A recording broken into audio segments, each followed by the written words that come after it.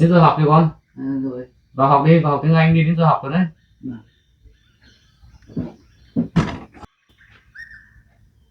Được bố ơi, máy tính nó không bật được. Không bật được á? Vâng. Vì sao? Không biết. À thế à? Bố xem nào, ra dậy bố xem nào.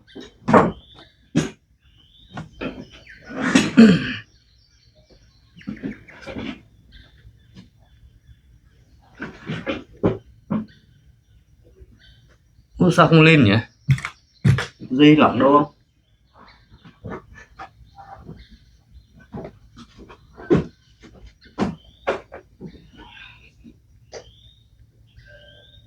Rồi không lên rồi.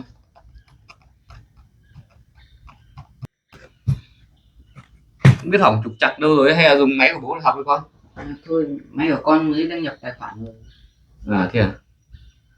Thế bây giờ thì bố sửa đã chứ bây giờ chả biết nó hỏng hóc đâu, trục trặc đâu mà không lên như này.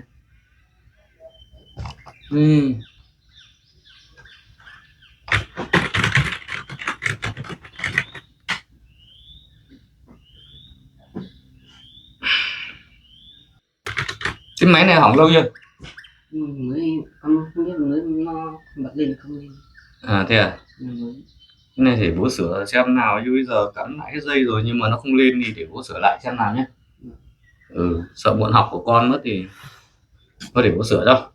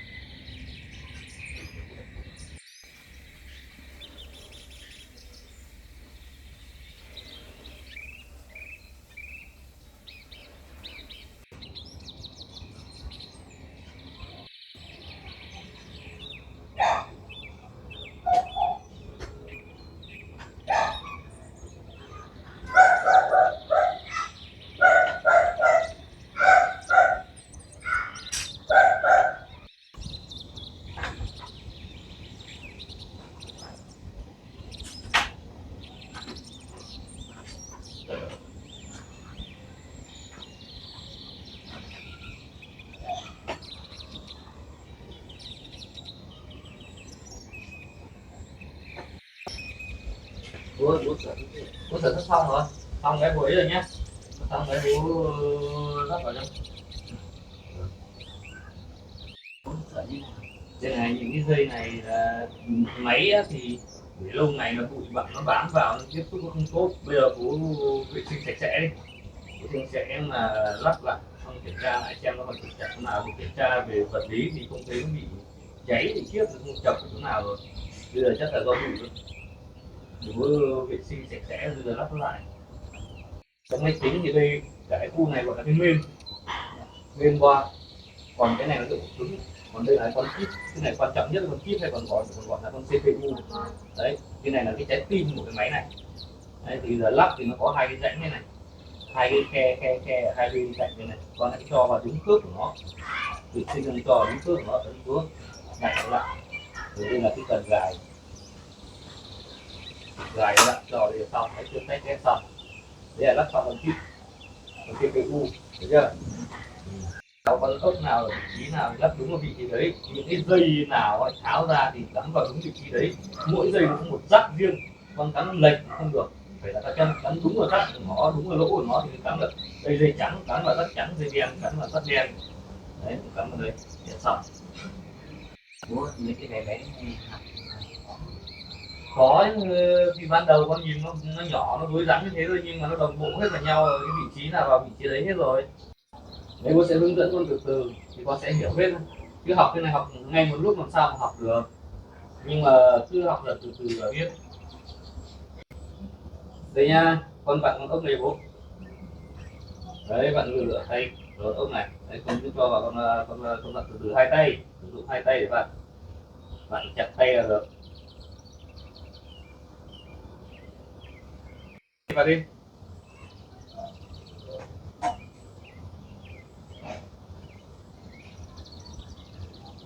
Đấy, chặt tay chưa?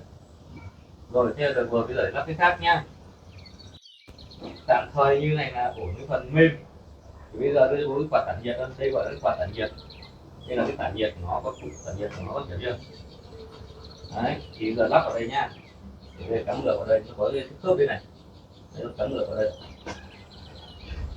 Đấy, xong sập nó về phía này. Đúng là bạn ốc, nhưng mà trước khi lắp quạt tản nhiệt thì phải kiểm tra cái mỡ tản nhiệt ở đây nhá.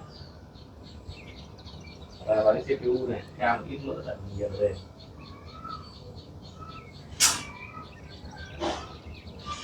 Rồi. Đấy nha, bây giờ tản nhiệt tra thì ít thôi nhá. Đấy, bừng lên một ít thôi. Rồi. Cái là xuống rẻ nữa là nó tan ra là vừa. Đấy, bây giờ sập cái này thôi. Rồi, bạn ốc chặt lại là xong. Đây con bạn như này, bạn chặt cái con ốc của đây cũng tản nhiệt đây bạn. Đấy, bạn chặt nó lại, bạn chặt tay lại. Bên này một con, bên này một con. Đấy là con này chặt lại.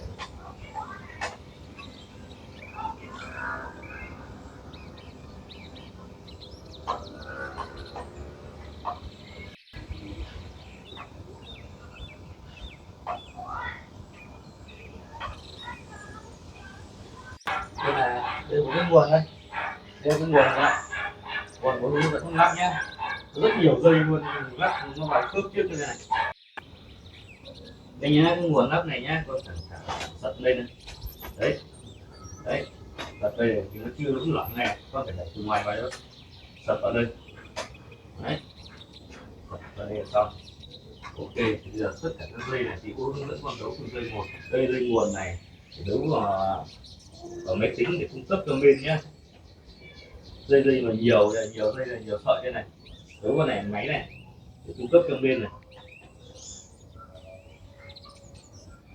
Còn những dây này là đấu cho thiết bị ngoại vi, là những cái tấm lung tung xung quanh đây này, ví dụ là ổ cứng này, đầu đĩa này, rồi là loa này, đầu đĩa này. Đấy, hai cái đầu đĩa, một ổ cứng thì cắm vào những cái dây này, hiểu chưa? Bây giờ cái này là nguồn này, cái to nhất mà nhiều dây nhất là cái nguồn để cung cấp cho bên, nguồn chính là cung cấp cho bên. Bây giờ tạm thời đã xong cái nguồn rồi, bây giờ đến lật lắp thiết bị ngoại vi. Đấy. Cái này là cái dây gọi là dây Santa Ba. Dây này dùng để lắp vào ổ cứng, nó sẽ có rãnh lắp ở đây, lắp vào ổ cứng. Ta thì sẽ cắm từ ổ cứng sang bên bên. Đấy, con nhìn thấy dây đen này nó giống nhau đây này, cái này nó có đường giống nhau đây này, cắm vào đây nhé.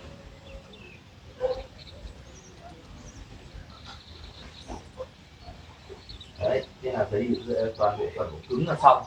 Để đến đầu đĩa.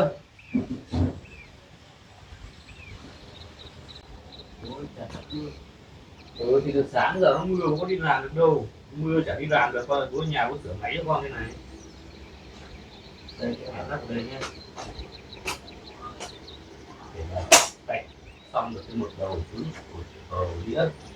Đây là đĩa từ, còn đây là đĩa DVD,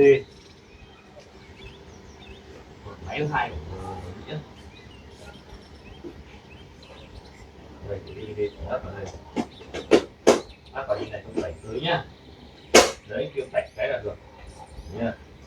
Các dây này là cắm vào nó, và dây ngoại vi cắm hết vào nhá, nó hoạt động được. Này xong, còn đây là cái ram. Ram này gọi là ram DD4. Lau thật sạch đi. Cái ram này là kích thước cũng tốt, là hết lau sạch nhé. Đây ram sẽ nằm đây, nó có 4 chữ ram như máy này, dãy thôi. Ram thôi.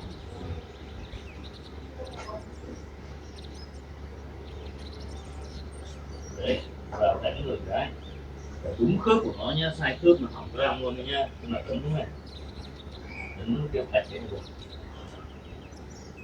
Đấy, một đầu sạch, sang đầu nốt pin này sạch thế là được.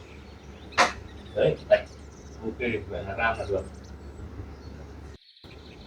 Còn đây gọi là cái pin C1. Máy tính bắt buộc phải có cái pin này để kích và để chạy giờ ấy. Đây pin C1 thì lắp vào đây, đây là vị trí lắp pin C1. Cốt này sẽ nằm đây nhá, sẽ nằm đây, con cho nó vào đây này. Nhớ cho cái mặt này hút xuống dưới, mặt này trên, mặt vân ở trên.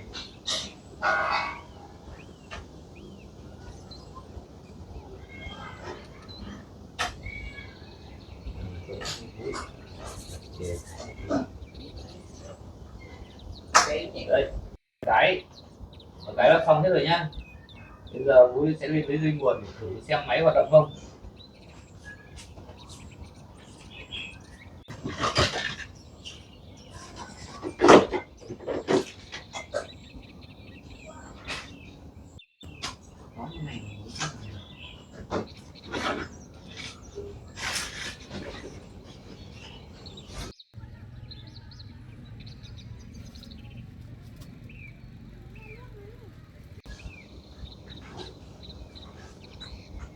Đây dây đều. Lắp vào cắm thử lên, lúc sáng là nó không có chạy đúng không? Cắm vào có thử nha. Đấy, cú bật khởi động lên xem nào. Bây giờ không chạy chưa? Đấy, chạy rồi, quạt gió chạy rồi này. Đây, máy hoạt động bình thường rồi này, quạt chạy rồi này, đúng chưa? Thế là được rồi. Giờ hoàn mọi cái đều chạy ổn định rồi, giờ lắp lại đem lên màn hình nhá, đem lên màn hình bố hướng dẫn nó cắm vào màn hình là xong nhá. Tắt nhấn giữ một lúc là tự tắt. Rồi, tắt rồi. Đấy, để bố rút điện ra. Được rồi. Là đưa nắp cho bố, để bố đậy lại.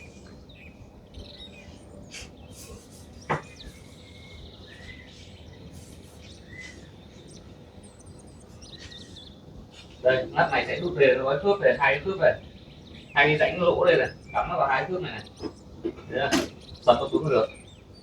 Đấy, ok. Đây, để bố bê bố lắp vào nha. Dẹp cái này gọn gọn, anh cho bố đi bố lắp thôi, lên nhà bố lắp thôi nha. Bố lắp vào màn hình để xem nào chạy được không.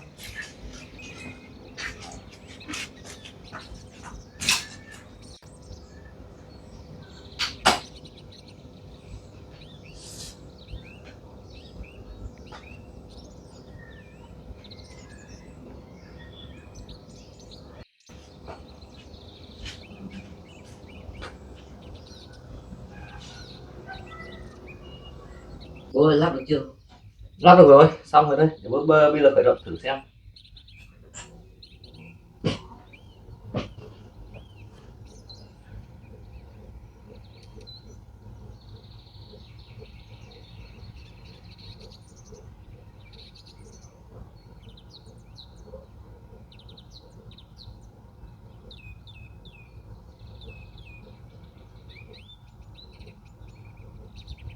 Đấy, bắt đầu lên rồi đấy. Để tí nữa. Đấy, ok.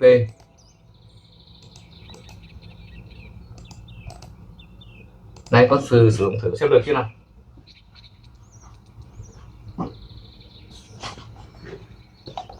Đấy, sử dụng thử xem được chưa.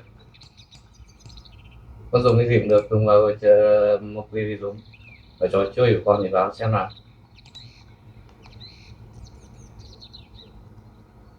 Dạ. Được chưa? Đấy, ổn rồi nhá. Vâng. Đấy nhá, xong rồi nhá. Vâng. Cố gắng học hành đi, còn thiếu không hiểu nào bảo bố chỉ cho nhá. Vâng.